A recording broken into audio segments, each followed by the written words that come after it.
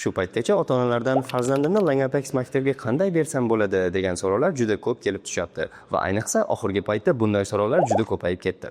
Shu va shunga o'xshash qabulga oid savollarga javob berish uchun ushbu videoni tayyorlashga qaror qildik. Hozirda qabul qilmayotganimizda asosan ikkita sababi bor. Birinchisi, sinflarimizda deyarli bo'sh o'rin qolmagani va ikkinchisi, hozirgi o'quvchilarimiz o'quv yili boshidan beri darslarni o'zlashtirishda juda katta o'sishga erishishdi va shu sababli yangi keladigan o'quvchilardan hozirgi o'quvchilarimiz orasidagi farq juda katta bo'lib ketyapti.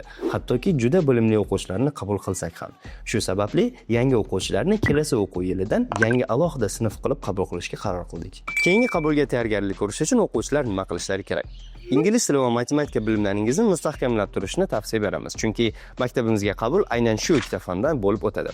Bundan tashqari maktabimizda barcha darslar ingliz tilida o'tilishini hisobga olsak, ingliz tilini qanchalik yaxshi bilishingiz darslarni shunchalik oson va tez o'zlashtirishingizni bildiradi. To'g'ri, yangi qo'shilgan o'quvchilar bilan alohida ishlab, ularning ingliz tili bilimlarini hozirgi o'quvchilarimiz darajasiga olib chiqishga harakat qilamiz. Aks holda ular orasidagi farq juda katta bo'lgani uchun yangi qo'shilgan o'quvchilar darslarni o'zlashtirishda qiyinchiliklarga duch kelishlari mumkin.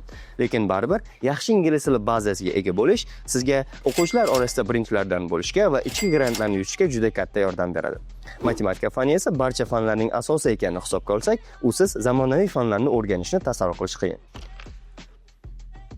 Misol uchun siz robototexnika sohasini o'rganmoqchisiz va e'tibor bering, bu yerda hozir ko'pchilik ko'rsatayotgandek tayyor qurilmalarni terish emas, balki robot qismlari qanday ishlaydi va bu qismni o'rniga bunisini ishlatsam nima bo'ladi singari savollarga javob beradigan muhandislik haqida gap ketyapti.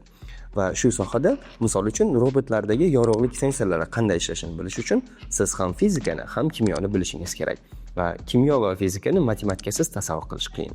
Demak, ingliz tili va matematikani bilmaslik sizni o'sishingizni ancha sekinlashtirib yuboradi. Shuning uchun bu fanlarni bilish kelajagingiz uchun baribir muhim. Va shu o'rinda bir narsaga urg'u berib ketmoqchimiz. Matematika va ingliz tilini aynan bizning kursga kelib o'rganing demoqchi emasmiz. Qayerda o'rganishingiz emas, balki qanday o'rganishingiz muhim. Qaysidir kursga qatnab vaqt va umr o'tkazishingiz emas, balki shu fanlardan chuqur bilimga ega bo'lishingiz muhim. Va ishonamizki, sizning ham maqsadingiz qaysidir ta'lim muassasasini yoki maktabni bitirdi degan nom olish uchun pulni havoga sochish emas. Shunday ekan, maqsadni to'g'ri qo'yib, bilim olishni boshlang. Va shuni unutmangki, har qanday buyuk natijani ostida mehnat va mashaqqat yotadi. Umid qilamizki, bu ma'lumotlar siz uchun foydali bo'ldi.